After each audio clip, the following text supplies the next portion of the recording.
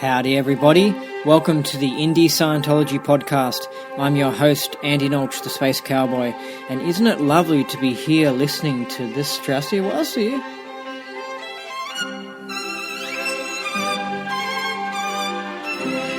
This is a podcast that has everything to do with the interesting world of Scientology. Yes, that funky religion you might have heard about.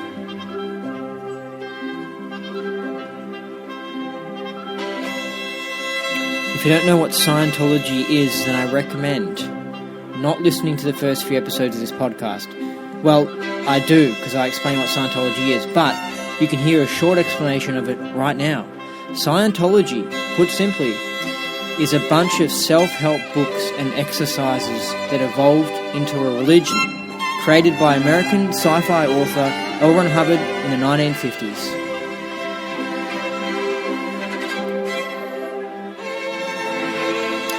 Today's guest interview is with Ron Miscavige. Yes, the father of COB, David Miscavige. This is Scientology Royalty. How did you like the last show with Jonathan Burke? Part 4. Gosh, I liked doing the interview. And I know many people liked hearing it.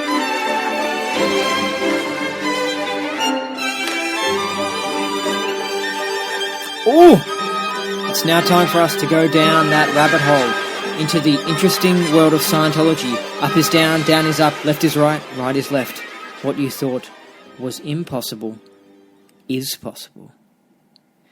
Welcome to the Indie Scientology podcast on this Thursday, the 11th of January 2018. Now there's something on my mind. I haven't been making many of these podcasts, and it's because I was very busy with work in December, but I will be making a promise to make one every 2 weeks from now on. I promise that. You can take that to the bank. Alright? I'm going to work hard to do that, okay? Now let's hear an independent Scientology success story. This relates to OT2. I have been clear for quite some time. No doubt this has assisted me on all dynamics, but OT2 is the turbo boost that helps one pull quickly away from the effects and impact of being carried along with areas of life that keep popping up and need to be regularly handled. I've found that I was stuck in a rut. What Clear allowed me to do was be a really awesome driver over this very rocky, bumpy and rough road. With OT2, I've been able to jump the track, get out of that rut, and place myself on a newly paved highway. I've always had plenty of horsepower, but what good is that when the road is too rough to floor it once in a while? The ability to do this is truly awesome. I wholeheartedly recommend it.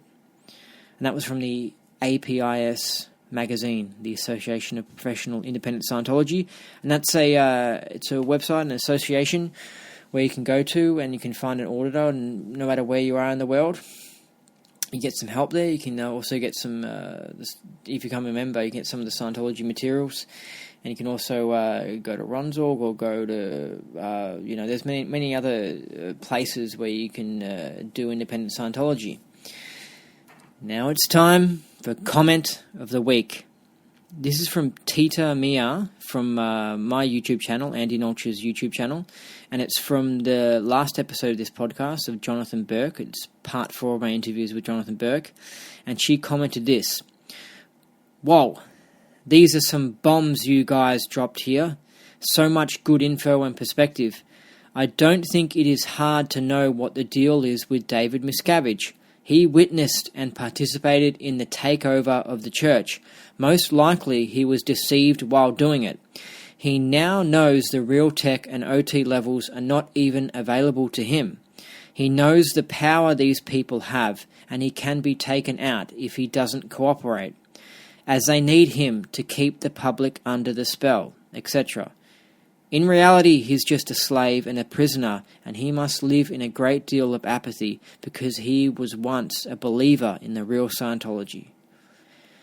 Yes, it is very interesting what happened with David Miscavige, and is now the leader of the church. And, I talked to his father in today's interview, and it's just interesting how he transitioned. It's odd and stuff, but I would say from his time in the Sea Org, it seems like from the evidence, from as soon as he got into the Sea Org up until now, he's been acting like a suppressive person, and he's been doing dodgy things, and he's been changing the tech, and he's been changing statistics. He's not been ethical. It seems like he's done anything to become the leader. If he never gone to Scientology, then he would have got into banking or just something else, and he would have done anything. It's very ruthless, and I think that's why Ron Miscavige's book is such a good title to describe his son. His son is ruthless.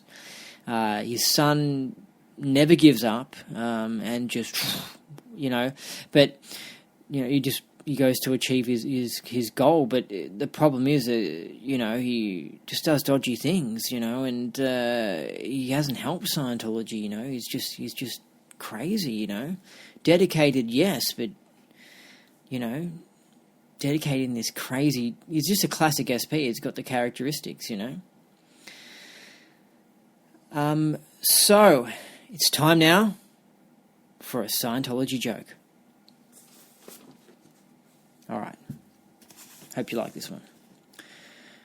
4 workers were on the top floor of a high-rise building project when Steve fell off the roof and died instantly. After the body was taken away by the ambulance, they held a meeting to decide who would tell Steve's wife that he was killed in a horrible accident. Finally, one of the workers said, "I used to be a Scientologist, so I'm pretty good at delivering bad news. I'll do it." 2 hours later, he came back carrying a case of beer. "Where did you get the beer?" asked one of the workers. "Steve's wife gave it to me," he said. The worker replies, "That's unbelievable. You told the lady her husband was dead and she gave you a beer?" "Well, not exactly," said the Scientologist. "When Steve's wife answered the door, I said to her, 'You must be Steve's widow.' She said, 'No, I'm not a widow.' And I said, 'I bet you a case of beer you are.'"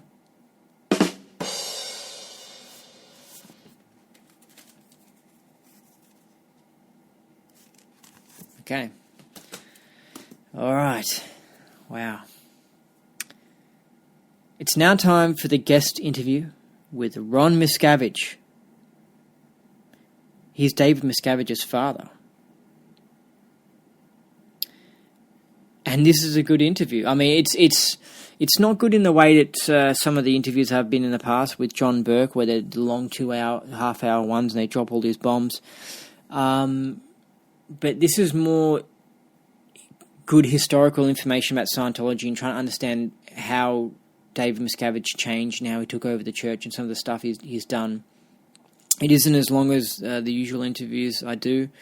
And I think what it made me realise is that people... what it made me realise was that Ron, even though he was David Miscavige's father, when he was in the Sea Org, he didn't really seem to get treated much different from the average Sea Org member. So it was kind of interesting talking to him, asking questions about, hardcore intel information about Scientology in the church. And his answers were kind of the answers you would expect from just asking anyone who worked in the church. Like,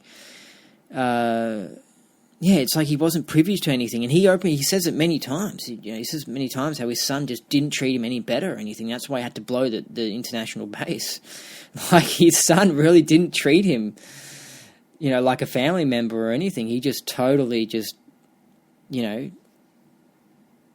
didn't treat him like he was his father or anything. It was just, I don't think Ron liked that as well. He didn't really appreciate that. But also speaking to Ron made me realise how certain people are intelligence operatives, like in the way they think and act. Like, for example, Scott Gordon, the DSA, former DSA. And talking to Jonathan Burke, they have a certain way, and if you listen to like Alex Jones speak or David Icke or something like that, they've got a certain way that, like, they investigate things and they look deeper into things and they think like intelligence officers. And then you've got other people who don't think like that. And Ron Miscavige is a person who doesn't think like that. He's someone who I could tell, if he was to join an army, I don't feel like he would get recruited into the intelligence department. You know what I mean? I don't think he'll get recruited into the CIA. You know what I mean? Like, he doesn't have that sort of, that way of thinking of that. It's a certain thing that people have. And I think people are sort of born with it. So that's why you can talk to someone like Jonathan Burke and he'll go, blah, blah, blah, blah, blah. He'll give like your intelligence report on something and he'll be like, whoa, that's interesting. Wow, he looks into that. And then you ask someone else like maybe Ron Miscavige and he'll go, I don't know. Or he would say, I think this. But like, that's all. Like, you can tell how he hasn't gone in there and investigated things. And when he found out that his son, well, for example, when he found out that his son paid private investigators to follow him after he left the church, he was surprised by that.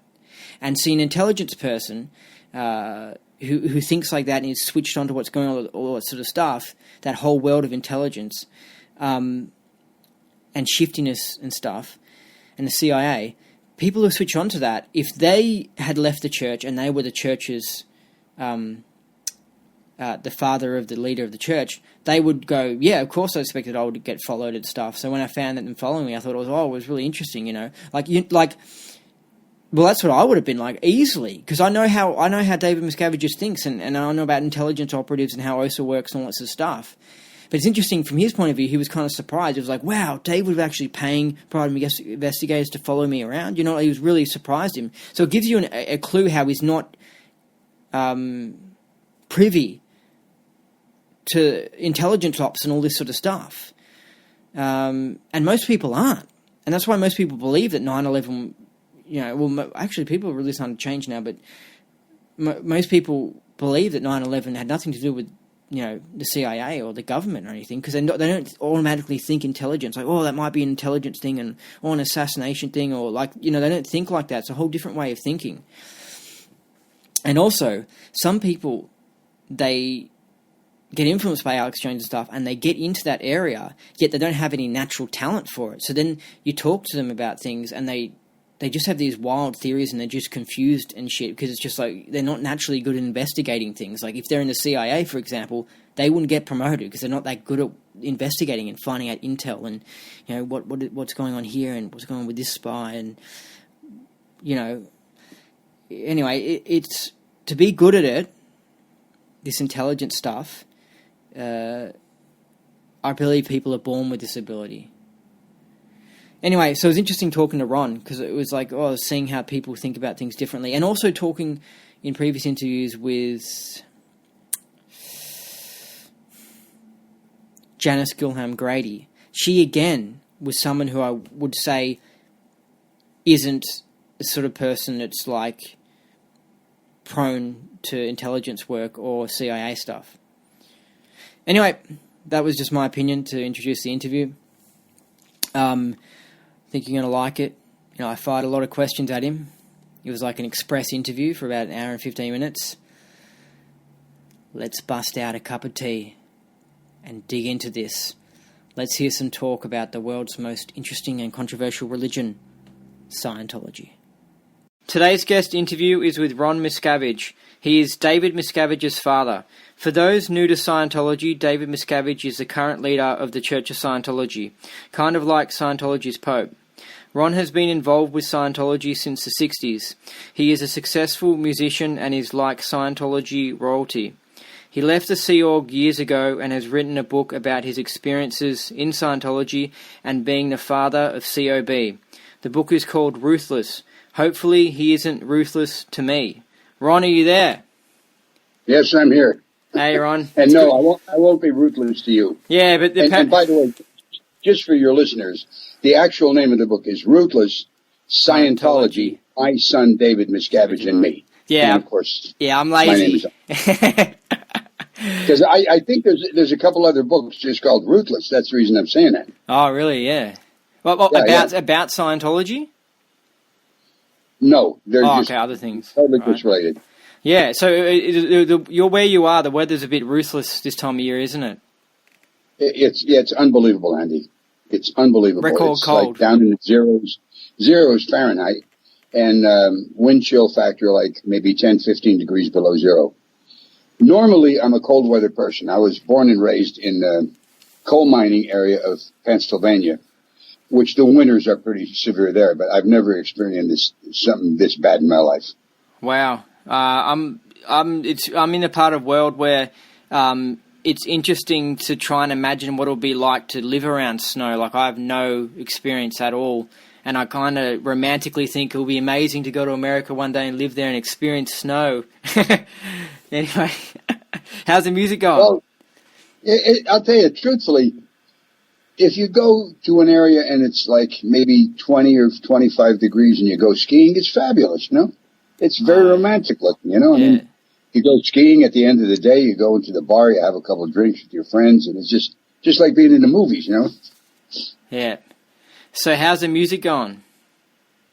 Pretty good. I'm playing quite a bit, and I enjoy music. I've been playing since I'm 13 years old, and as I told you prior to what's going on the air, I'll be 82 this month, so let's see, that's, almost 70 years of playing professionally.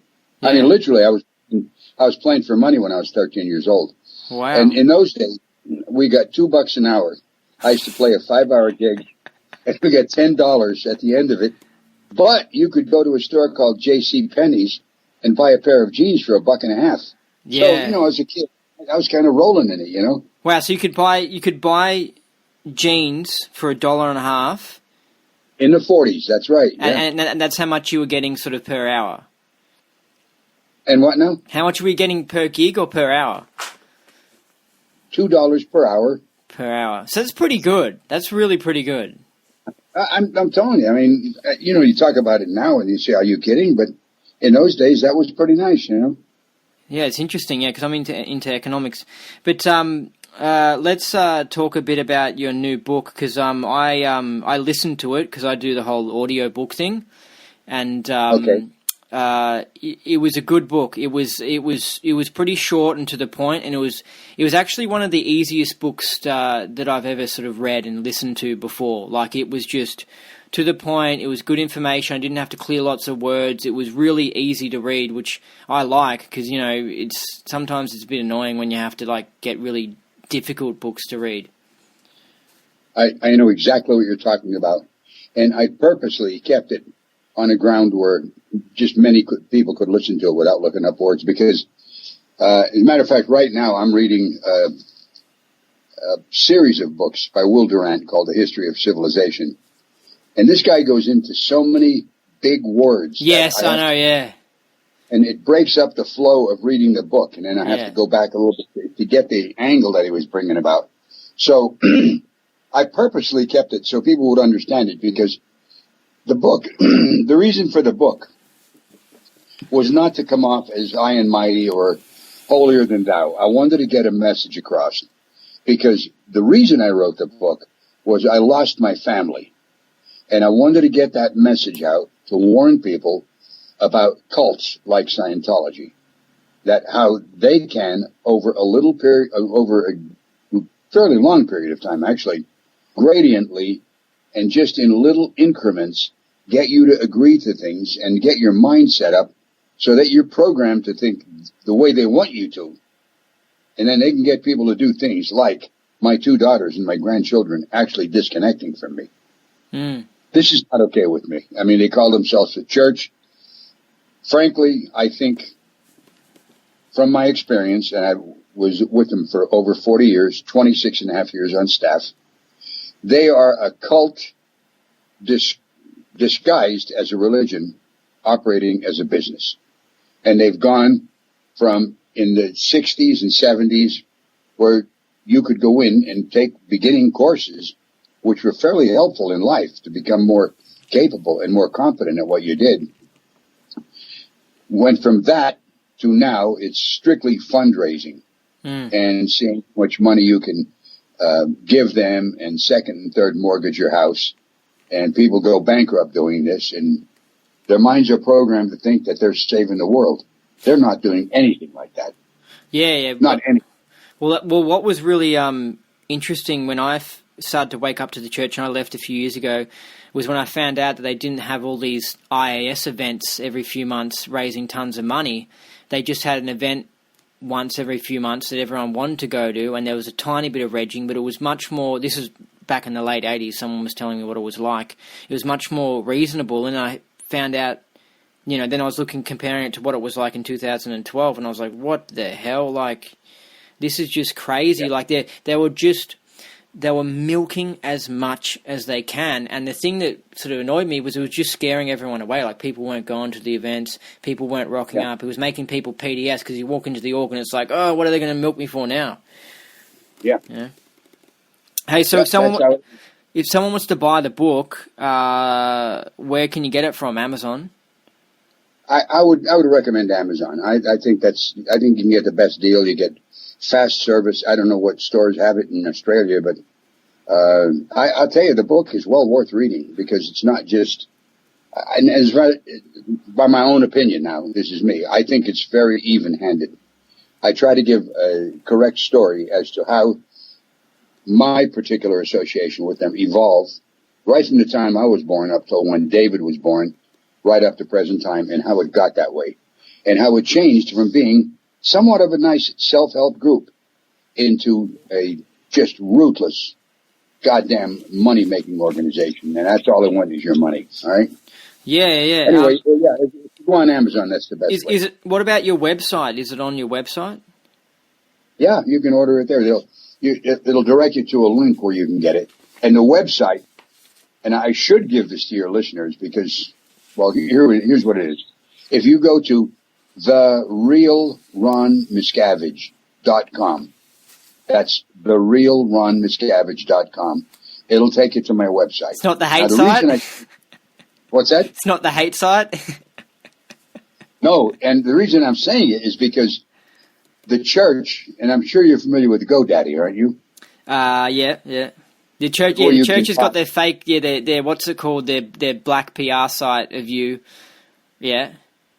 Oh, let me tell you, when they bought over 500 variations of my name, this is more than Mike Rinder, by the way, who's a fellow Australian, Yeah. Mike Rinder, Leah Remini, Jason Begay, you name it, all these people, it's more than all of those people combined. So no matter how you put in my name, it'll take you to their hate site, and their whole purpose is to character assassinate me. Yeah. And make me seem like a person that should go to jail or be shot on sight. In other words, up till the time I left, matter of fact, I tell you, I'm driving a car right now that David and my two daughters chipped in to buy me on my 70th birthday. They bought me a car. Yet now they found out, well, wait a minute, why do we do that? He's the worst son of a bitch you ever lived, And this is what the website is saying.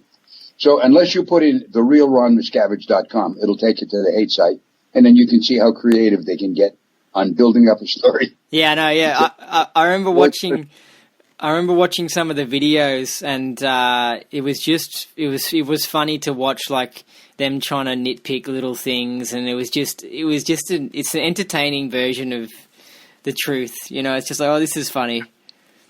Hey, the main reason, and this is probably why they're so worried about you, is because, you're coming out and talking about your son being evil, basically.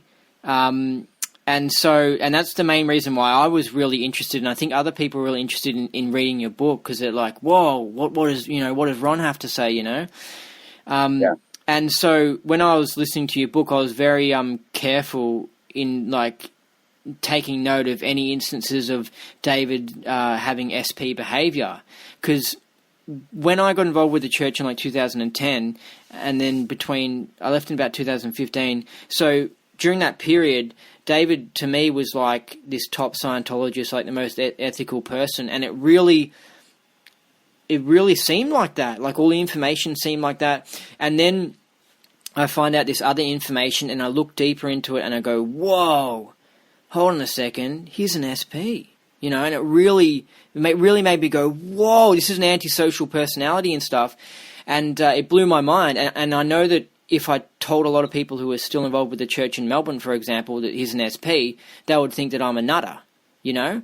They would rather say R on you too. Yeah, exactly. Yeah, and so when I was listening to the book, it was like I was listening, trying to make sure, you know, I was like, what does the father have to say about him? And that's what I was thinking about the whole time. And you gave a few clues into some of his behaviour, but one question I had was, I want to get more information about him as a kid. Like, did he suddenly change at some point and become bad, or what? Andy, I'm going to tell you something. As a little kid, he and I got along great. I mean, we had a great father-son relationship. I enjoyed being around him. He had a great sense of humor. He was very smart. He did very well in school. He used to play Little League football.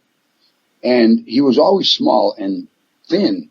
As a matter of fact, when he got weighed in to play in this Pee Wee League, or Police Athletic League, I used to have to put a 2.5-pound barbell plate in each of his shorts pockets so he could make the minimum weight or he couldn't play. Yet he could tackle people 20 pounds heavier than him. So we just had a great time with him growing up. But I'll tell you. But did he have any SP characteristics back then as a kid? Like, did you see him like beating people up, or like did you see him stealing money or being? Oh no, yeah, no, there's nothing like that. The only thing he did was he would pick fights, but he'd pick fights with kids his own size. He was aggressive. Okay? And he'd just pick them, and then it would end up sometimes the kid would say, well, I'm going to tell my big brother about you. And then David would get Ronnie involved, and Ronnie would have to come to his rescue. Ronnie is my older son, who is not in Scientology. He left in the 90s, and he and I spoke, or we speak quite frequently, and I get along with him great. Yeah. But no, when David was growing up, he didn't have like stealing or lying or making up shit like that or trying to put down people and stuff. The only thing I did notice was that he enjoyed having a good fight, which I don't know. Yeah, you don't know if that's a boy thing. You know what I mean? Like that's a. Yeah. But did he? Was there a?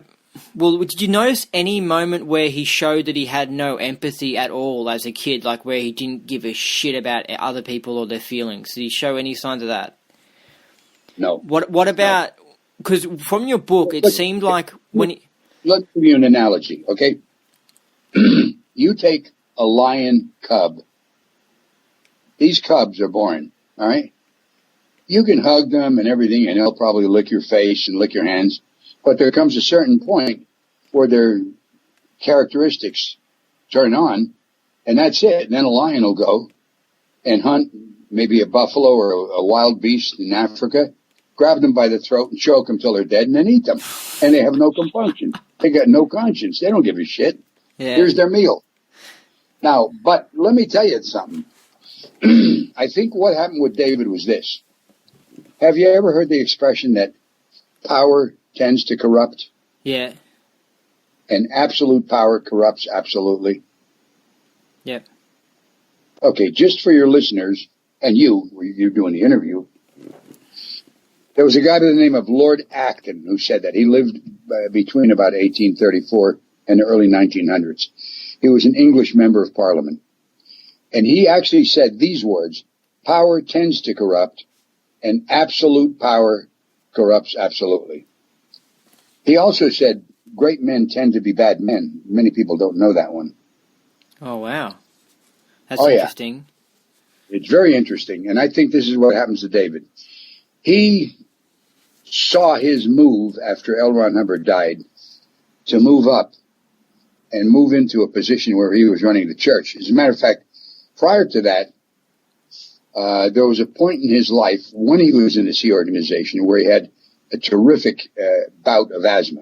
As a matter of fact, he battled asthma his whole life. As a baby, he came out and he used to have asthma as a baby. It was pitiful to see a little kid like this turning blue and not be able to catch his breath.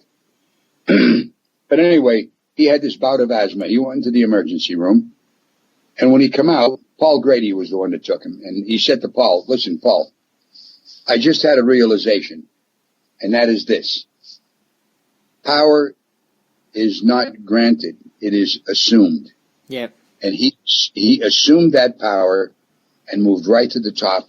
When LRH died, moved people out of the way who would oppose him. Yeah. Put his own people in who would back him up. Now, you get in a position like that where you're running the church and the amenities, the perks are just beyond your wildest dreams. I mean, I'll give you an example of a perk. And this happened with Author Services. David, I guess, mentioned that he'd like to have a BMW. So Monique Yangling, one of the church attorneys, arranged for Author Services people to get bonuses. And that was not a C organization. They were a for-profit organization. So they could all get paid and get bonuses. She arranged for all of them to get bonuses. That bonus money then was contributed, quote unquote, willingly by those members to David, and they bought him a new BMW with that money. Yeah. Now, you live that way where you just mention something and somebody's going to get it for you. That's power. And it does corrupt people. And I saw it happen to David. Hey, Max Harry, the Ronzor guy, he wants to know this, right? He wants to know, does your son own a yacht? To my knowledge, no. Okay. It was just a question he was keen on finding out. Like, I wonder No, he why. doesn't own a yacht. Well, I'll tell you this. When we would go down to on the maiden voyage anniversary trips, he used to rent one, but it wasn't what you would call a yacht like you'd see in the movies, a high end, all the mini stuff. But it was a yacht, and he'd go out and he'd go scuba diving. And what about his money and stuff? Like, has he? I don't know. Has he like pocketed extra, way more money than the average staff member, and got it stored away or something? Or well, he probably has. I personally don't know this to be a fact, though, but I can tell you that back in the 70s, when he took over the church, he was making $50,000 a year, whereas the average church member in those days was making $30 a week, which is $1,500 a year. Wow! So was that in the late 70s? You're saying? Or yeah, this is when he took over, I guess. Oh, when he took over, that was probably 80 or something, wasn't it? Yeah, something like that. Yeah. Wow. So, okay. I mean, I don't understand how the whole payment thing works in the Sea Org, but I imagine he was just on the top area, so he could somehow manage to get much more than other people. Well, no. Listen, nobody was getting $50,000 a year except him. I mean, if they were, it was unbeknownst to me. And be honest with you, I personally didn't begrudge him of that money because I looked at him as running the church successfully. Look, yeah. I didn't look at him as anything but courageous, very brilliant person who saved the church. He got his tax exemption. Now, there's a certain mindset you have where you think, hey, listen, I'll back this guy up no matter what he does, and I don't care what he takes as a just reward for doing what he's doing. Yeah. And this is not entirely a correct attitude to take, because the average Sea Org member at that international base did not lead a good life. I mean, I was there for 26 and a half years. The last 12 years of that time, I didn't get one Libs Day in 12 years. We got a little bit of time off for Christmas and maybe on Sea Org Day, and that was it. Listen, it got to the point where if you wanted to write a letter to somebody, you would write it and put it in an envelope, unsealed. Security force would check it out and make sure there was nothing in there you shouldn't be saying. If I wanted to make a phone call, I had to go through a receptionist. I couldn't just call somebody on the cell phone. If I wanted to go to a store, I couldn't do it. I couldn't go shopping on my own. I had to, if I went to see a doctor off the base, somebody had to go with me to make sure that I didn't blow. Yeah, it's weird because people would think, come on, it's David Miscavige's father. Like, he had to have had some, like, a bunch of perks and stuff. Like, even when you had to escape, I mean, I still think, come on, couldn't you have talked to David, or somehow, couldn't you have gotten out of that situation without having to blow like that? Well, let me ask you this. Could you talk to a penguin and ask him to give you the various conjunctions of a verb? Would it be possible for you to do that? It's just interesting. So, but it's your son. So it's just like it's interesting because it's like, wow, like how someone can become like that. Well, I'm telling you, here's the most amazing thing about it. I'm actually telling you the truth. Yeah. That's why I'm willing to come on and talk to you. Listen, no church member will confront me on television or on a talk show. It ain't gonna happen. Yeah. And I'll tell you one of the reasons. They have too many fucking lies. I guess maybe I shouldn't use bad language on this. They have too many lies to remember. They could not possibly. And that's why probably David doesn't do any interviews, because he knows that there's just too many lies and it's just crazy. Let me tell you something. They say that I'm lying about my escape. Yet I have on my website, you can go to it. Remember, again, it's therealronmiscavige.com. The actual police interviews of the 2 private investigators who were following me. And they tell about them getting paid $10,000 a week to follow me and mention everything I did all day long between 8 in the morning and 8 at night. They can go on there and listen to this. But the church is saying that it wasn't that way. I could have just drove off anytime. But that's why they had 2 private investigators following me. And by the way, you know the story about the private investigators. Maybe for some of your people who read the book. I bought a house here in Milwaukee area. And about a year and 3 months later, a private investigator was caught around the corner from my house looking at a house to buy it. One of the neighbors saw him. She thought he was a drug dealer. So she called the police. The police came, confronted him. He started giving them a bunch of baloney. So the cop, Nick Pye, by the way, he said, "Hey, man, you're under arrest. You mind if I look in your trunk?" Looked in the guy's trunk. And in that trunk, he found 5 license plates from 5 different states, 5 handguns, a stun gun, 2 rifles, 1 with a silencer, and over 2,000 rounds of ammunition. Hey, can I ask you a question? With the weapons, why are they needed? Listen, did you ever hear of a book called The Secret Life of Walter Mitty? Nah. Okay, it's a book about a guy who's a clerk in a book firm, but he daydreams about being a famous person who's brave. And he goes and he's a First World War air pilot and he shoots down German planes. So he has all these daydreams. Maybe these 2 guys, Dwayne and Daniel Powell. Dwayne Powell is the father. His son Daniel was also a PI. He was his partner. Maybe they had these things dreamed up about me. Like all I was a guy trying to make my own in life after being in prison for over 26 years. But they had these guns and they used to go target shooting. I don't think they meant to rub me out. But I'll tell you this, when they were being investigated or interrogated, Dwayne knew he was in deep trouble. So he sang like a canary and he told everything they would do to follow me.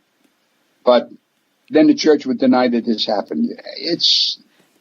They've built up a bubble that people drink Kool-Aid and they believe anything they say, but it's dwindling. There's less and less members in it. I know, yeah. Too many people are woke. Yeah, it's hard to be involved with it, I reckon, and not wake up.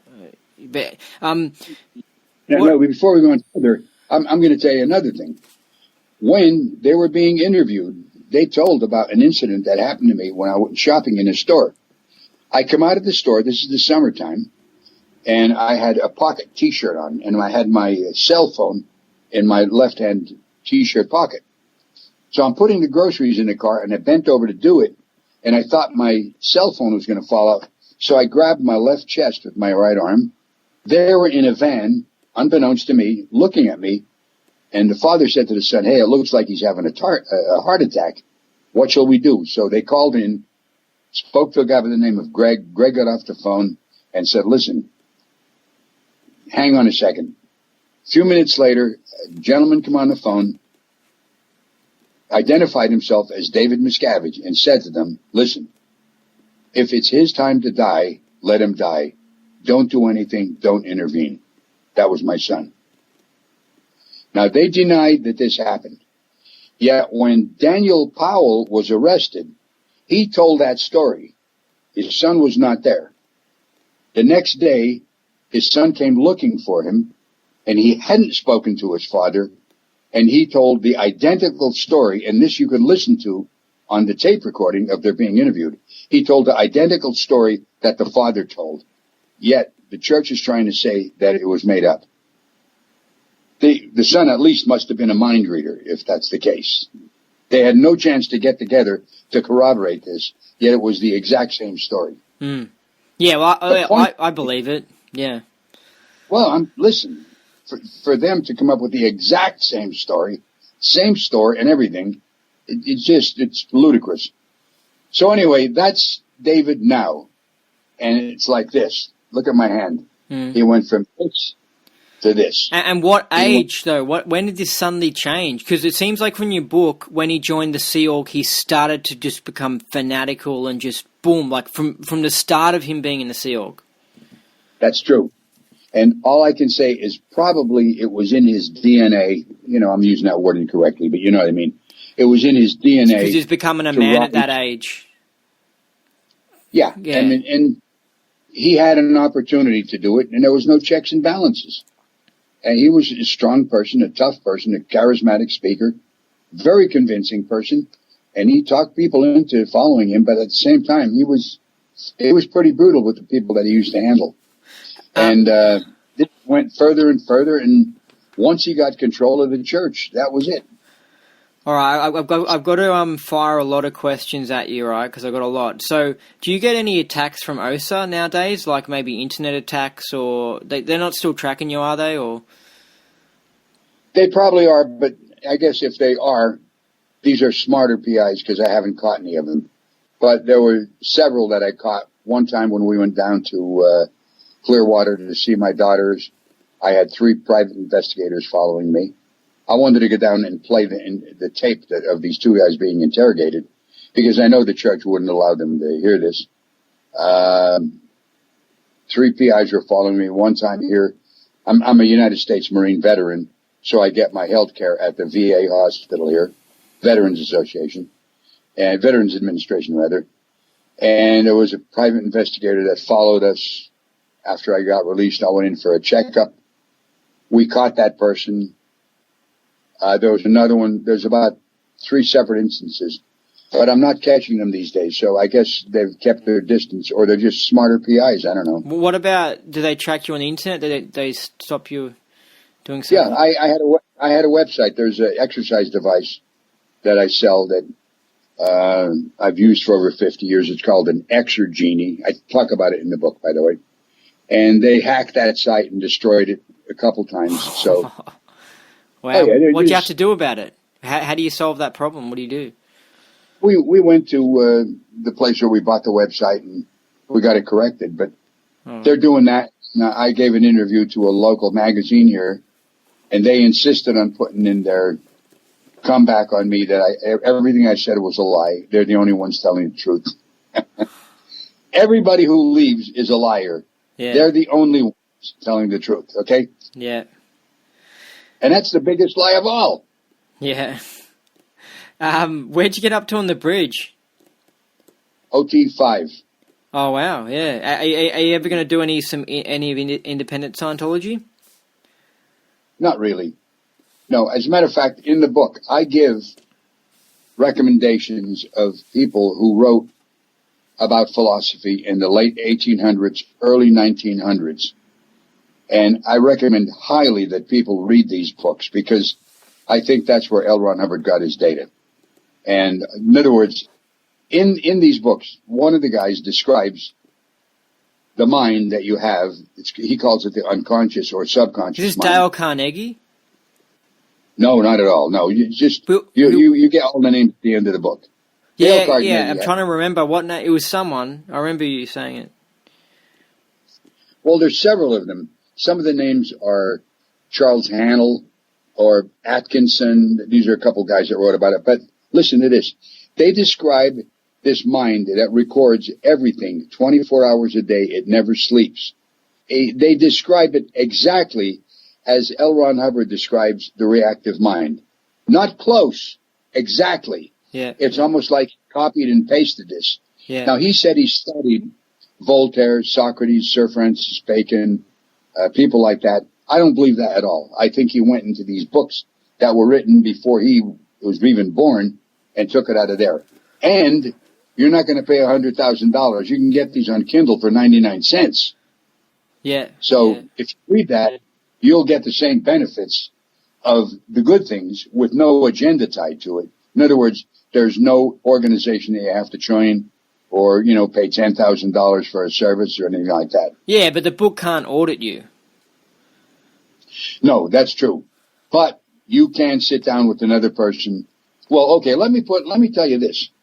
I will say the one thing that L. Ron Hubbard did, and if you want to remember him as the one trait that was very favorable, although there were other ones too, was give you the attitude that you had to have if you're going to sit down with another person and talk to him with the benefit of that talk to the person. And that is the auditor's code. I'm telling you, if you were to have that and sit down and talk to anybody about any trouble and let him originate and keep on that, I think you could help that person immensely. Yep. Hey, I've got a question from Ralph Hilton, the indie auditor. He said, do you still think you can make gains from auditing? And if not, what has changed? Well, I think you can make gains from just looking at life and seeing what is rather than what you'd like it to be.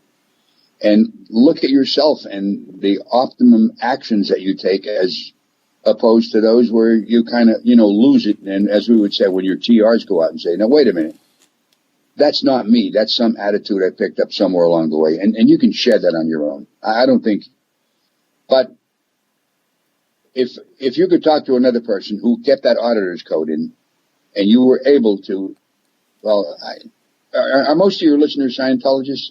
Yeah, indies. Okay. If you were allowed to ITSA, you know what that means? Where you just originate on things and you kept on that and that person kept you on it. I think you could make gains in life and you could have realizations that would enhance your personal beingness and your effectiveness in life. I've noticed that sometimes. But let me tell you, one of the first drills that Charles Handel gives in the Master Key system is OTTR 0. Oh, wow. So what does it say exactly? What does it say you have to do? You sit down, close your eyes, and just be there. Wow. Is this one of the guys that came around in the 30s or something? No, this is a guy that wrote in the late 1800s and early 1900s. Wow. Yeah. Look, if people only buy the book to get these fucking names, I should watch my language. Sorry about it. Listen, I got my doctorate degree in profanity in the United States Marine Corps. So and you were in the Sea Org at Gold Base, which I imagine that we're dropping the F-bombs all the time. I mean, I'm a Scio as well, and somehow I just feel like swearing as well. It's just you get excited about life, and you just like fucking, and you just want to get into it. Well, that's the only problem is that's the only adjective they know, though. Yeah. I heard someone else invented start, change, stop on an object or something, which I found really interesting because I was like, wow, someone else invented that and LOH found it. But anyway, I mean, my opinion is I still like LOH and that sort of stuff. I don't care where he got the information from. Listen, the one thing about L. Ron Hubbard was this, and if you care to read some of these books and get them, he could summarize something and put it in a way that you could get it faster. Some of these old guys would write, and they're given a point, and it takes about a page and a half to make it. He could make it in one paragraph. And what I've noticed as well is, because I read a little bit of Knowledgeism by Alan Walter, and he sort of ended up having to become like a squirrel. Like he was one of those mission holders from the 70s. I met him. I know what you're talking about. Yeah. But he was a great liar. Listen, I'll tell you what. He was a great liar. He was talking to the briefing course students one time when I was at Flag. Mm. He was there. I don't know why they would allow this to happen, but in those days, all the briefing course students, and he was giving them a talk, And he said, I did the briefing course 16 times. Listen, you'd have to be 100 fucking years old to do that 16 times. At that point, I just walked out and figured, okay, he's telling stories, you know. Was he just doing it as a joke, or why would you? Oh, was he just was joking? serious. He had his face. But why would you say that? Like, is that just his funny version of a joke? No, but why would anybody lie? Some people like to lie. And no problem. He's a liar, fine, you know. But was he good besides that, though? I didn't hear any bad things about him in those days. But when he said that, I just mathematically thought to myself, what the hell is this? He's not old enough to have done that. I know, yeah. It's the biggest thing ever. Like, it's epic. I know, it took in those days a year to do the briefing course. That would be 16 years out of his life. And it's probably... And at the age he was at, he would have been out of commission, out of circulation for 16 years listening on reel-to-reel tapes, too. In the old days, that's what you had to do. And it's probably... A year's probably best case scenario, isn't it? Yeah. I was going to say, yeah, so when I was reading some of his stuff, he sort of he rewrote some of LRH's stuff. Like, I was reading something that was kind of like the Code of Honor, but he didn't have the coolness that LRH has or the interestingness, so reading it was kind of boring. So I feel like L. Ron Hubbard's got a bit of an X factor as well with Scientology and his tech and stuff, where it's just got this more excitingness to it. Well, there's no question about it. As far as him speaking, and I listened to tons of lectures with him, he was one of the most charismatic speakers I've ever heard. And this is part of it, though. But if you look at his life, it wasn't the way he described it, and that's how he was. He was that way, you know. Yep. He liked to make up stories. He was a storyteller. All right, I've got what happened here? All right, I've got to bust through some questions. This one's from Max Howie, the indie auditor. All right, what is the mission of your son, David? I mean, on one side, he is stopping so incredibly much, like Scientology, and he makes sure no one could do Scientology, and then on the other hand, he releases all the tapes, like the new tapes and stuff. Like, do you know what I mean? Like, see, your son, like, he helps Scientology, and at the same time he also really messes it up and screws it up. Like, what's the deal with that? What's his mission? Well, okay. He's never confided in me as to what his mission would be. But Leah Remini told me, and she told it on national television. You know who Leah Remini is? Yeah. Scientology, The Aftermath. That one day she's talking to David, and he says, do you know what I have to do? He says, I spend every day finding SPs in my organization. So I guess he is monomanic on locating and getting out of any position of power people who he thinks are SPs. Look, you don't make up the whole where you take Heber Jentz, Greg Woolhair, Mark Ingber, Mark Yeager, put all these people and people in higher positions in a hole where all they do all day long is, write up their overts or stand up in front of everybody else and confess their misdeeds and how bad they are. Every single one of them is an SP. Every single person in management. Your thinking is off if you think that everybody around you is an SP. What his mission would be, I have no idea, and I would just have to make up some reason just like anybody else would. Well, but I can look at his actions, and for him to make up a place like the Hole where he puts people in there, and there's no management in Scientology, and he's running the whole thing, then you can figure out your own idea of what you think his mission is. Okay, does he actually believe in Scientology? Like, have you heard him say something like, "Oh, the OT levels are bullshit," or Hubbard was dumb, or something like that? Never. I never heard that. Has he ever said? As my personal experience with him, he did believe in the actual technology of Scientology. So do you reckon in private he actually believes in Scientology? Yes, but I'm going to tell you something. But hold on a second. When I say believe, though, look, see, the Sea Org's a different thing. So he can say he believes in making the Sea Org the best thing ever that he's in control of, and that can get confused with Scientology. You know what I mean? No, I know what you mean. Look, he's a brilliant individual, and I'll tell you this. If it weren't Scientology, and it was some other business that he got in, I think he would have risen to the top some way, somehow. Yeah, he's got some sort of real, like, amazingness, yeah. He's a force de majeure. He's a great speaker. He's a charismatic speaker. He's a convincing person. No two ways about it. And he postulates hard as well.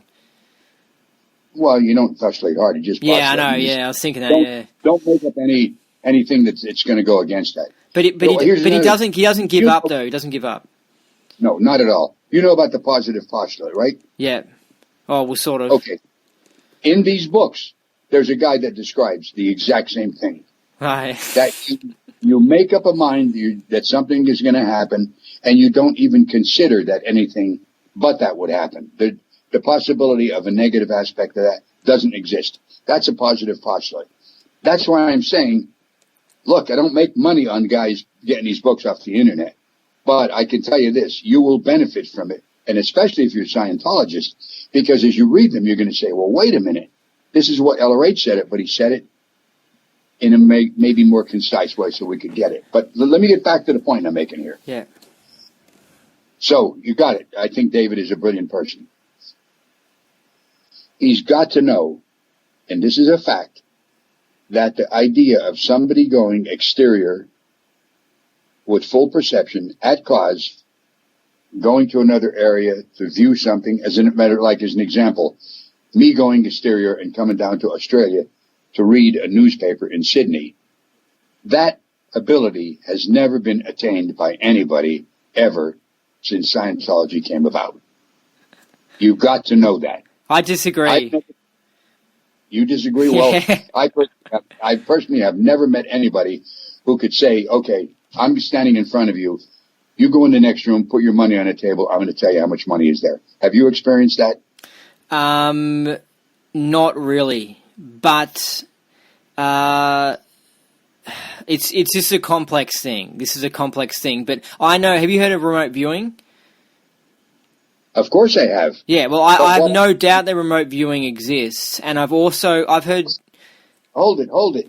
I don't doubt that it exists, but what I'm saying is using the technology of Scientology, I don't know of anybody who's achieved that. I do feel that there are people who could do that, and how they're able to do it, I don't know, but I absolutely feel it is a possibility, and it does exist. My point being, if everybody who's done all these OT levels, nobody has achieved it with that technology, I think David knows this.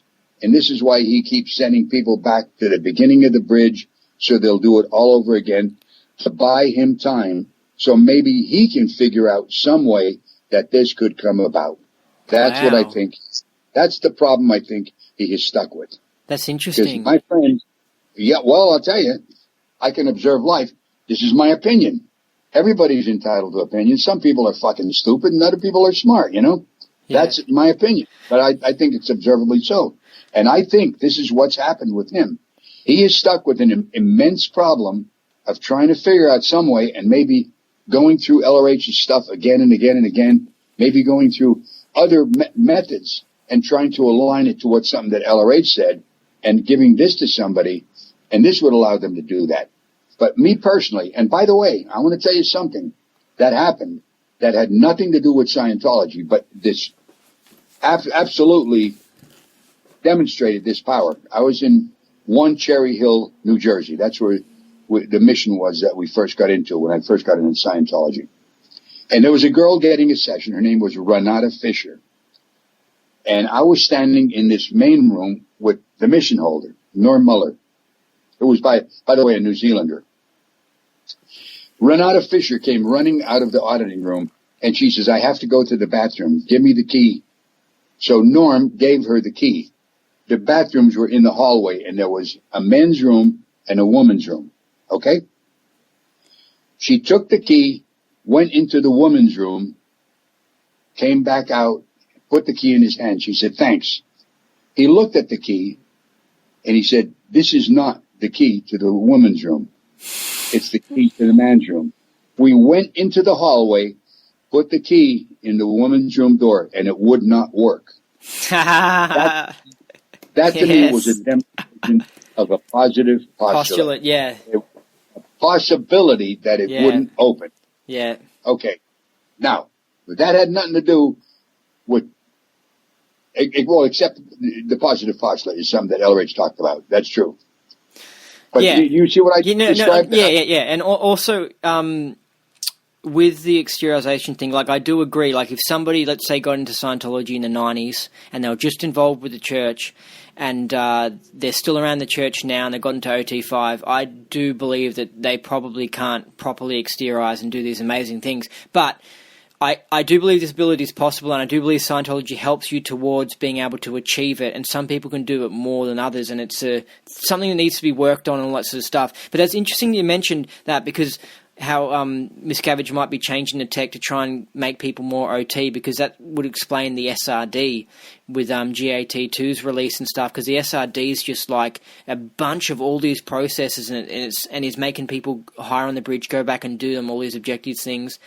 Anyway, I say, but you think your son is a Scientologist? You think he genuinely believes in it?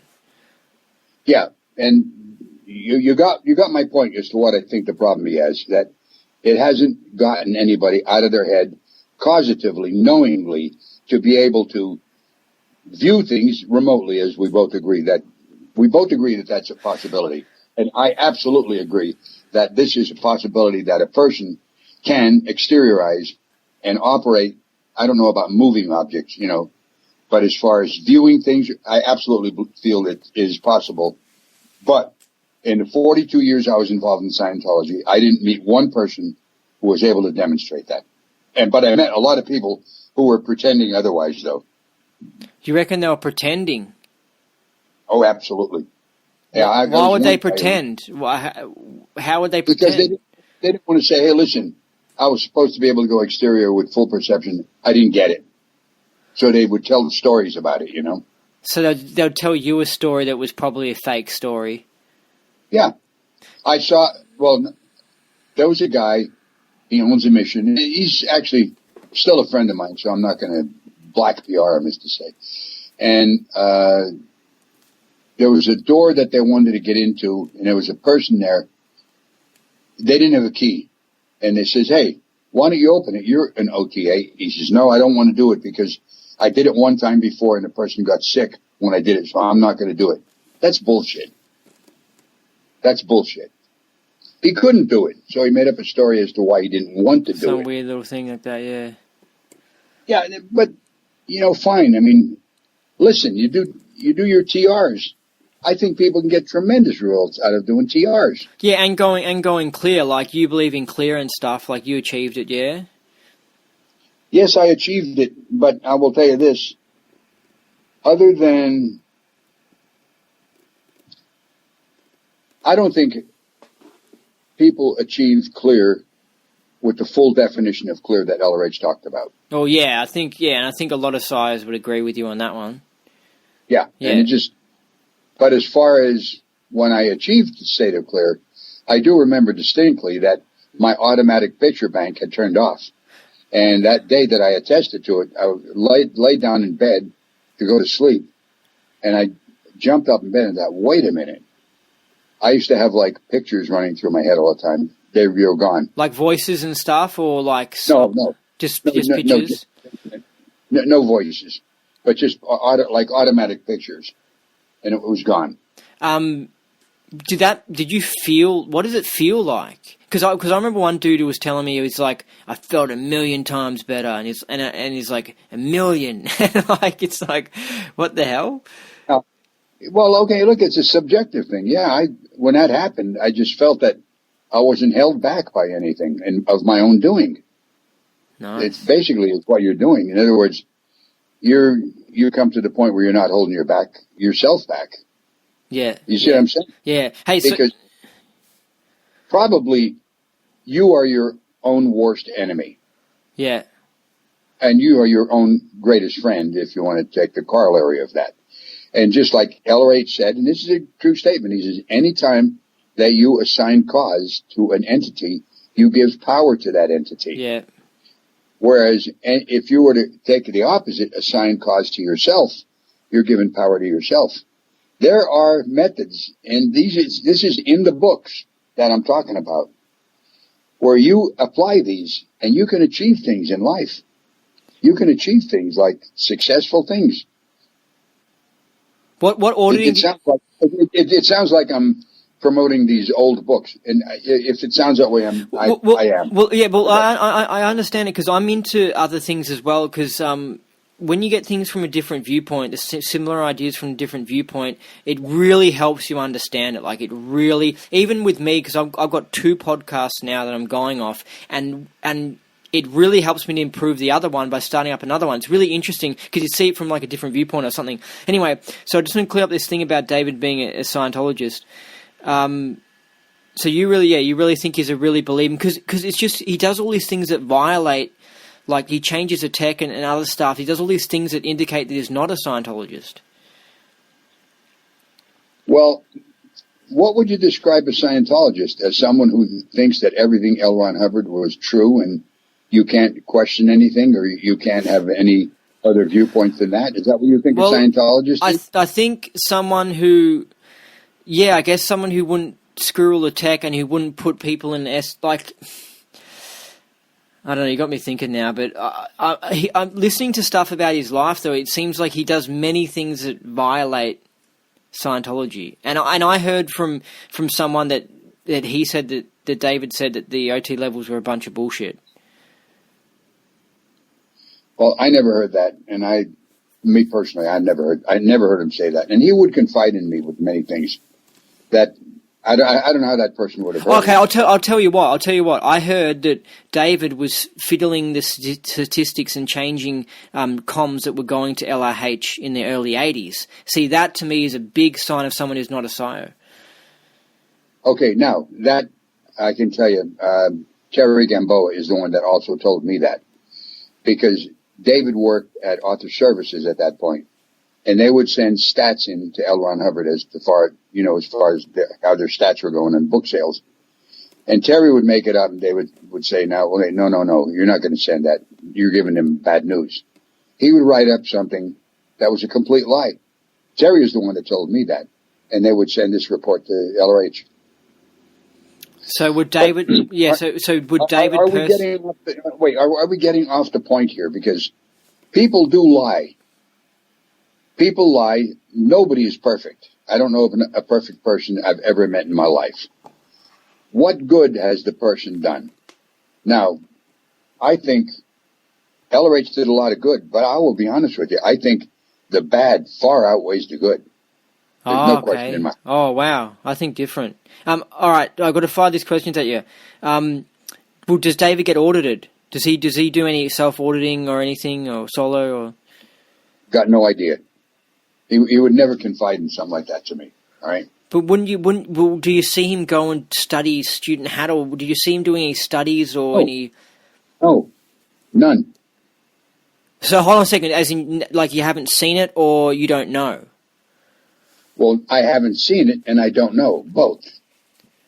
Wow, okay, so when they change the tech, like with GAT1 and GAT2, right, who is actually really doing the hard groundwork of that, like looking through all the paperwork and doing the changes? Is it some people in CST? Like, who's really doing that? That is, as far as these new, hang on a second, let me just close these blinds a little bit, because we are backlit a little bit too much right now. The sun is shining right on me, okay? Hang on.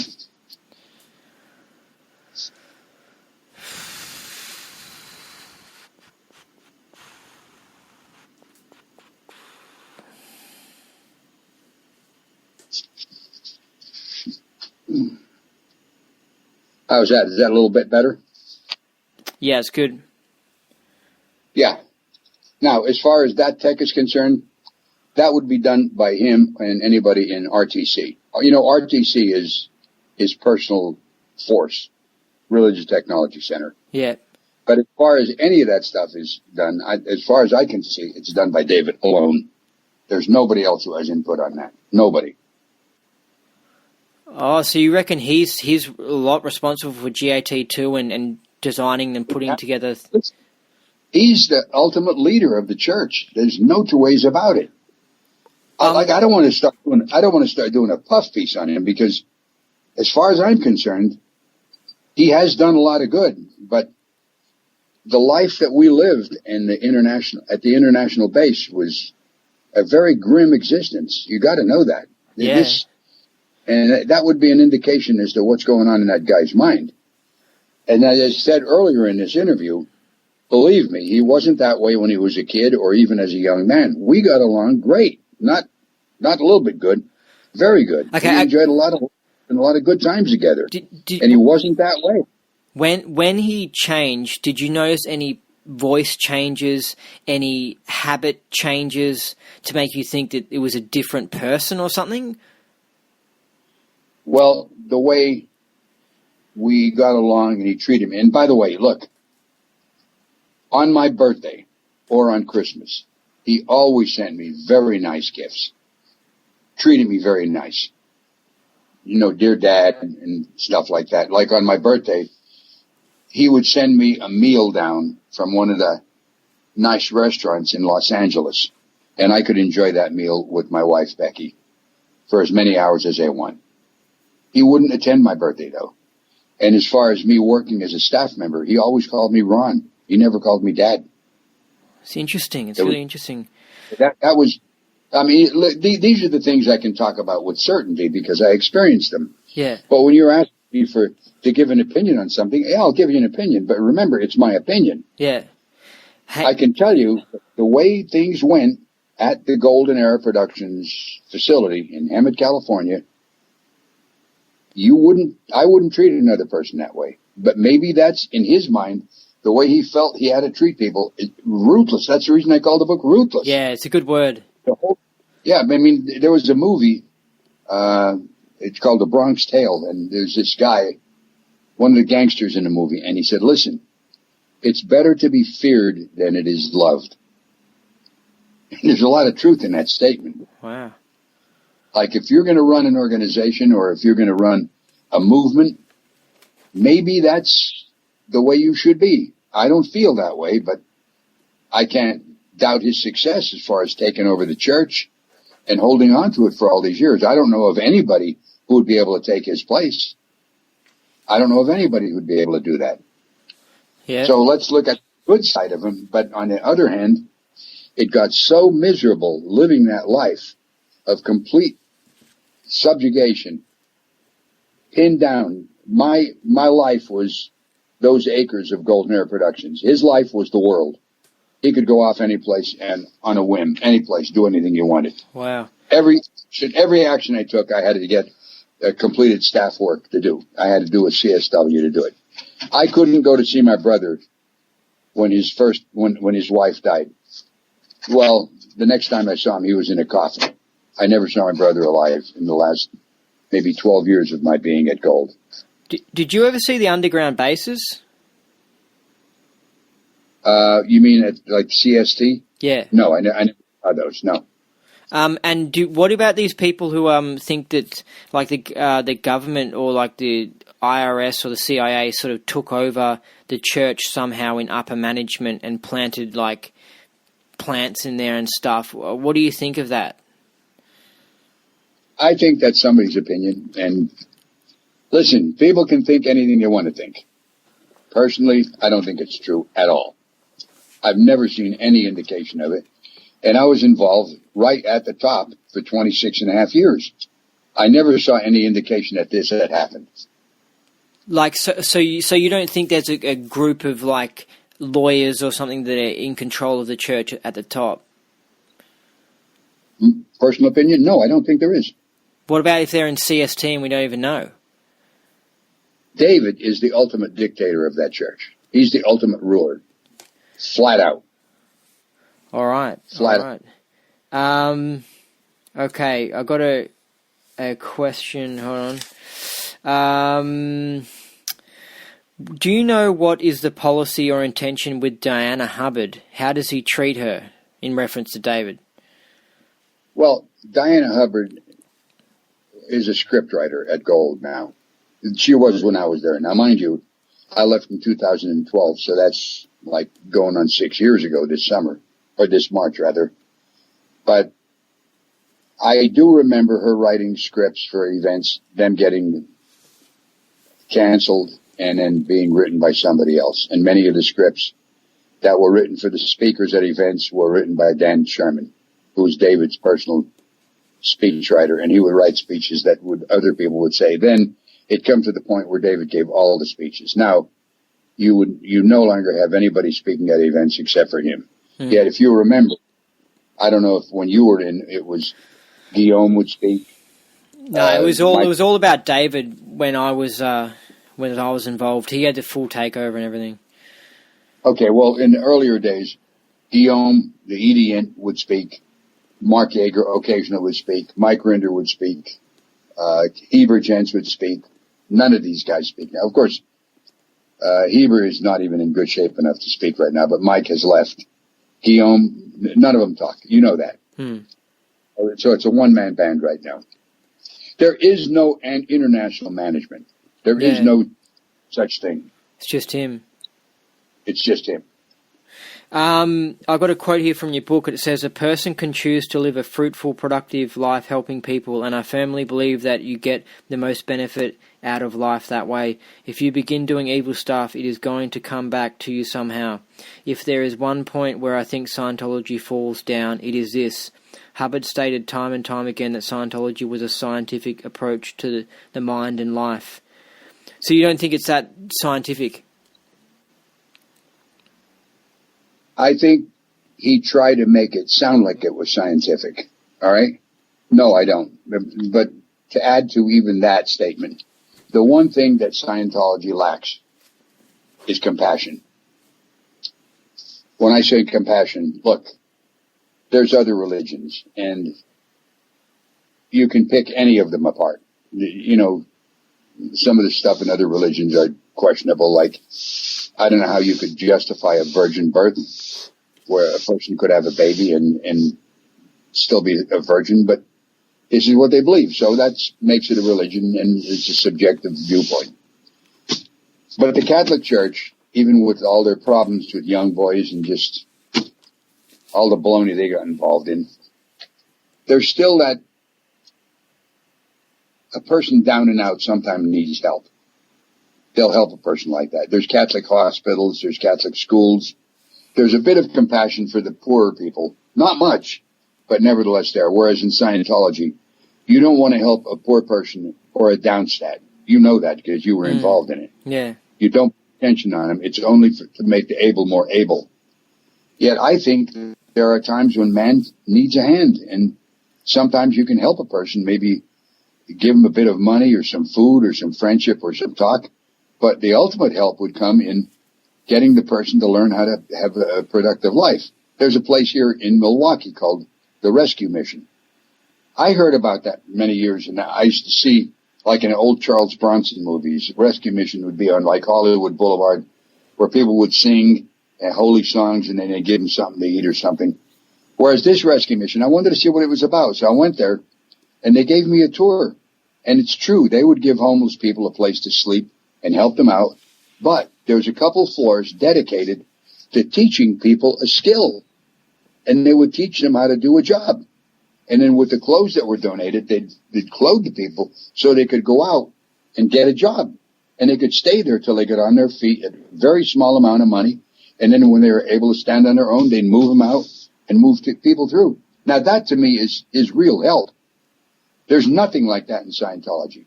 And if you know how the Edges would attack people like a bunch of vultures, you know you were at events. There's no compassion. That's the one thing missing that I think, when I say the bad outweighs the good, I think that's one of the big bad things, that they don't give a shit about you. They'll take your retirement money, your kids' college funds. Yeah, I know. They'll bankrupt you. They don't give a shit if you go bankrupt and starve on the street. And they'll laugh about it behind closed doors. Oh, what I got this person. It's just terrible. Wow, it's like a hardcore spiritual military or something. Hey, I got a random question here, and this one's from me. You can tell. It's what is your son's blood type? You know, I don't know. What's yours? Oh, well, the only reason I know that is because I was in the Marine Corps, and you have a card, an ID card. Is it negative? O negative? Rhesus negative? I think it would. It's the most common one. Would that be negative? No, that would be positive. Because there's something about all US presidents and a lot of leaders and stuff, they have rhesus negative blood. So I thought maybe it would be interesting if David had that type of blood. Well, sorry, I don't know that. I don't have an answer to that question. All right, I'm going to fire these last questions at you, okay?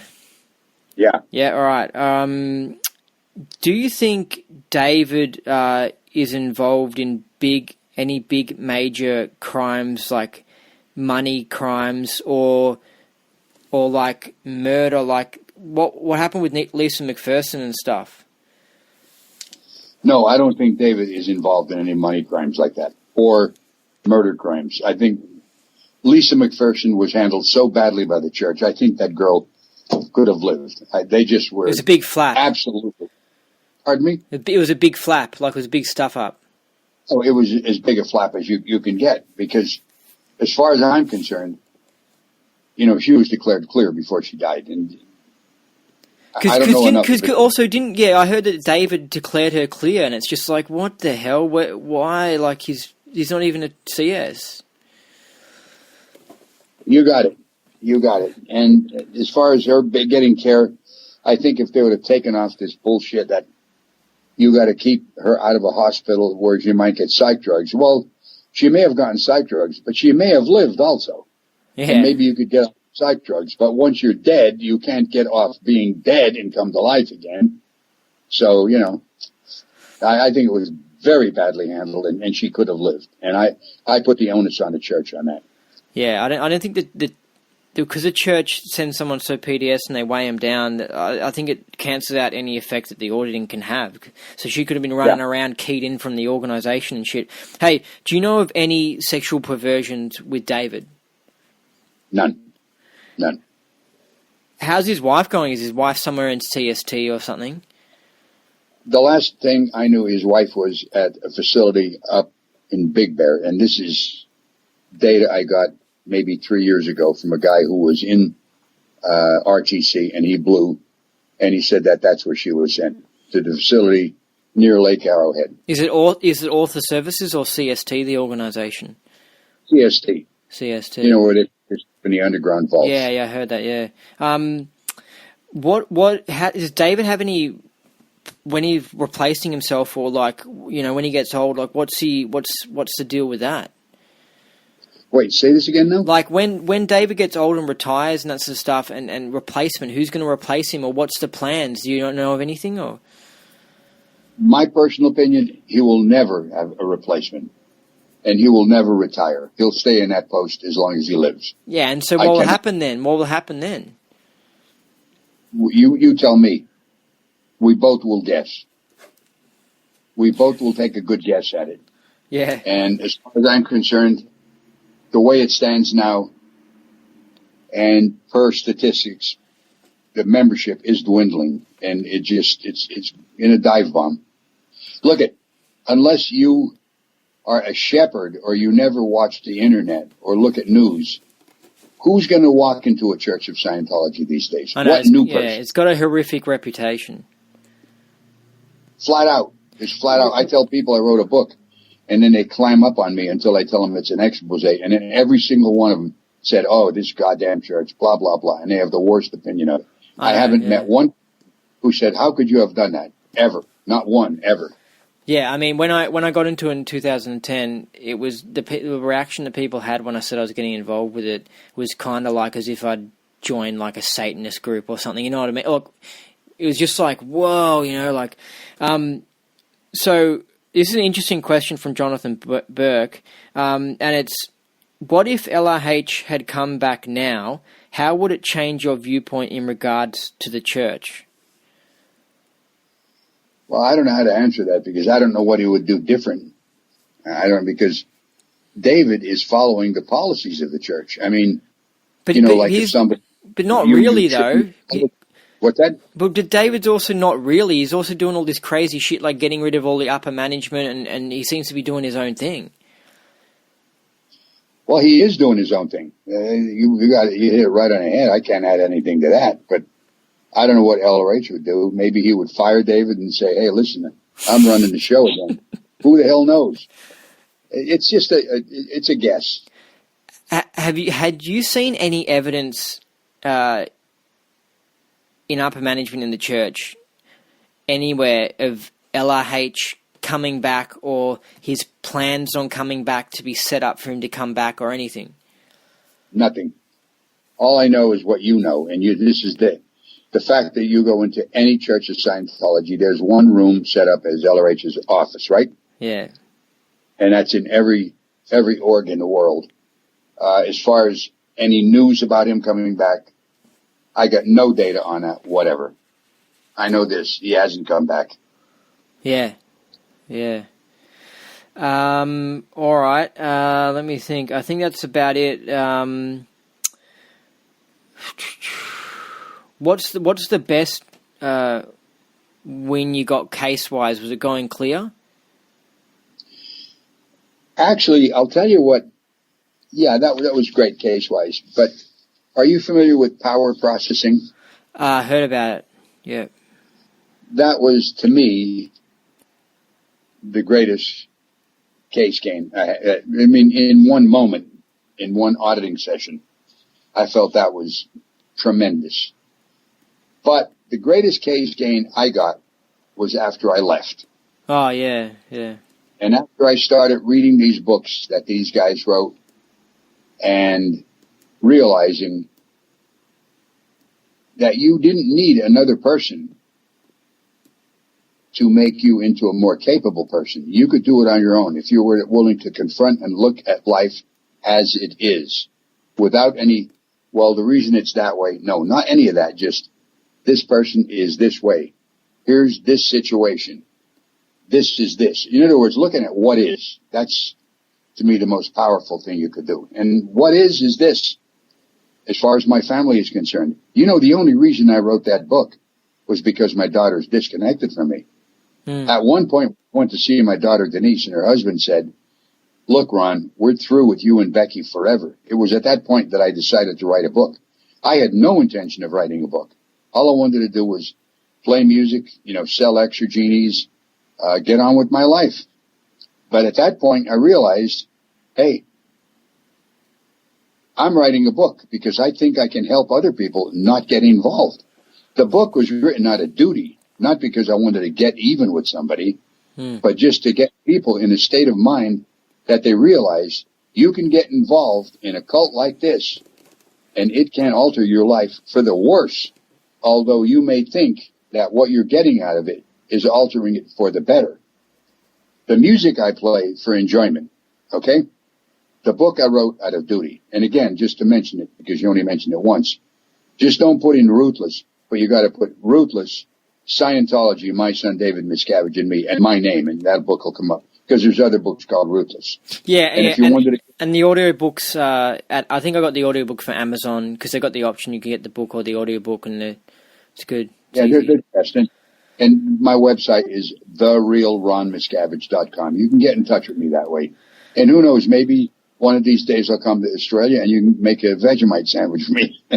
yeah, maybe. Yeah. Maybe you can play the, what do you play the trumpet? What do I what? You play the trumpet, right? Well, actually a cornet, but I don't say that because people these days, a lot of them don't know what a cornet is, but it's a trumpet, yeah. Yeah, you can play the trumpet. And, I have a good time doing it, but, read the book because I think, well, you heard it, you listened to it. I think people will get benefit of it. I think it's a very even-handed look at Scientology and how they operate and how insidious it is. Yeah. Because you think it's all roses and, peaches and cream. It ain't that way at all. And it's a bit of a history of Scientology as well. It starts off in the 60s and stuff like that, and it's kind of like the story of you in Scientology, and then a lot about your son as well. But it's kind of like a long story of. Sometimes you read them on the internet of like my story in Scientology. It's like you've done that, but with a whole book, and but it's not a big book or anything, so it's good. Like when I was involved with the church. I mean, I left after 5 years, but it was kind of weird for the people who were stuck in there for a long amount of time, because you probably noticed this as well, and I'm pretty sure a lot of people agree. When you get into Scientology, if it was all just for 5 years, like the church, that is, people are loving it because it is good for like 5 years or whatever. But it's the problem is when you get involved with it for 12 years or 30 years and you bankrupt yourself, and then you get really caught in it, you know? Oh, listen, for me to leave, when I left, I was 76 years old when I drove out of that gate. I had a car full of stuff, and that was it. And I'll tell you this, a lot of people at that base have been there 20, 30 years. They have no money. They have no relatives. They have no job skills. And they'll tolerate what it is. So they get fed and they have a place to sleep, and friendship. One of the biggest things that holds you there is... Yeah, the family and the friends. Friends. Your friends there are your family. Yeah, exactly. Because when I left, I wasn't working with Scientologists, and I didn't have family members in Scientology. So for me, the whole leaving was really quite easy, even though it was still kind of hard. But I could, with other people, they're so in it. You know what I mean? That it's hard to leave. Oh, absolutely. Yeah, you're right, buddy. Well, I hope I've been good for you. Yeah, it's been good talking to you, Ron. Is there anything you want to say or ask? No, just it was my pleasure. I'm glad I did this interview, and I hope I've informed people, at least of my opinion, and I think I have a valid opinion because I was involved as a Scientologist for over 40 years and 26 and a half years on staff. Yeah. And I wish all of you the best down there. Yeah, exactly. Yeah, people want to know some of these interesting questions that only you would sort of, like, they're specific, you know, like the yacht question, for example, was an interesting one. But anyway, I hope your weather gets a bit warmer. Yeah, me too. All right, see you, Ronnie. Okay, buddy. Bye-bye. So that was the interview with Ron Miscavige, David Miscavige's father. Now, before we end off, let's end off with a quote, an LIH quote, an L. Ron Hubbard quote, and this is called cultural lag. The reason why Dianetics and Scientology were abused or even fought has to do with what is called a cultural lag. This has often occurred in the history of technical developments. An example is Dr. Semmelweis's discovery of the cause and cure of childbed fever. For over half a century after that, women still died in agony after childbearing. Eventually, the culture caught up to it, and the illness, which had accounted for a huge percentage of female deaths, ceased to exist. Dr. Semmelweis's discovery of its prevention was ahead of its time. Pathetically scoffed and disbelieved, he even died to prove he was right. In a world where governments are fighting to dominate men's minds, mental technology is needed to protect the individual and to prevent the enslavement of all. You can say amen to that, huh? So Dianetics and Scientology may be a century ahead of their times, but still they are just in the time before we all go up in smoke. Dianetics was the first practical, workable, easily taught science of the mind.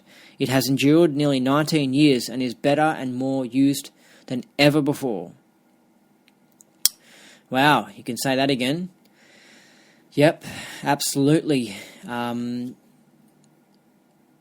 today's world, with so many lies and so many people trying to con you and take advantage of you and stuff, like lies in the media and all these sorts of things, you need to be able to reverse that. And Scientology can help reverse that. So you have individuals who think for themselves, who aren't brainwashed and aren't tricked and stuff and aren't conned and aren't, And where it gets even deeper is that when you got organizations like the CIA or other bad things that are actually looking to control people, like not just as in lie to them in the media and trick them and con them, like do stuff that's even deeper than that, real deep, like high advanced technology. Because when you have advanced science and this sort of stuff, someone like you and me are like, yeah, cool, let's use science to do cool, interesting things. Other people who want to dominate and control people go, yeah, let's use this, yeah, to like change people's minds and make them into my slave, or like they use them for dark reasons. And that's where we are today, and it'll only get worse unless we fight it, unless things start getting improving. Like subliminal messages and just mind control shit, so that we basically no longer have a race of individuals who think for themselves. You have a race of sheep that are controlled by a leader, and controlled by people who are in power. You don't want that. You want to have mental technology that can enable you to think for yourself and act for yourself. But people who are, I feel like people who are communistic and group-minded and groupthink and all that sort of stuff, they are all team-oriented, and they want to force everyone to be in a team and to be controlled and to be a sheep, and they use technology to make you like that. And that's no good. Some people actually want to be like that. Some lefties out there like the idea of coming together and being a group and then having a strong leader because they're weak and scared and they can't stand on their own 2 feet, and they feel more powerful getting involved with Big Brother and all that sort of stuff. But it's no way to live your life. It's dangerous and stuff, and we are powerful, intelligent, independent beings, and you need to be independent. No more of this whole groupthink thing, this whole hive mind thing. No more becoming an ant, and you're just an ant that's part of the whole ant team. You just be an individual ant living your own ant life. Anyway, so that's why I think Scientology is important, and other mental technologies that can improve your mind and get you thinking independently and stand on your own 2 feet are really good, and why governments hate these sorts of things, because they challenge their power. Because as soon as you get a person improved, suddenly they don't want to pay taxes, they don't want to follow the stupid government laws and stuff, they want to be free and do what they want, and they want to think for themselves, and they don't turn to governments for advice, and they're too independent. But governments don't want that. They want people who look to them for power, and look to them and give them tax money, and give them respect, and give them an ear to listen to. You know what I mean? That's what I want everyone to be. It's all part of the group, all communism and stuff, It's crazy. It's all 1984 Big Brother. That's why you got to read that book. Fantastic book. I've read it like 3 or 4 times. It's so smart. It just labels how it is. Anyway, that's it for today's show. It's time for you to climb back out of this rabbit hole, out of this interesting Scientology world. If you have any good Scientology-related news, success stories, or jokes, and we need the jokes, send them in to andynolch@hotmail.com. Thanks for listening. I've been your host, Andy Nolch, the Space Cowboy. You have been listening to the Indie Scientology podcast. And until next time, keep line charging and get up that bridge.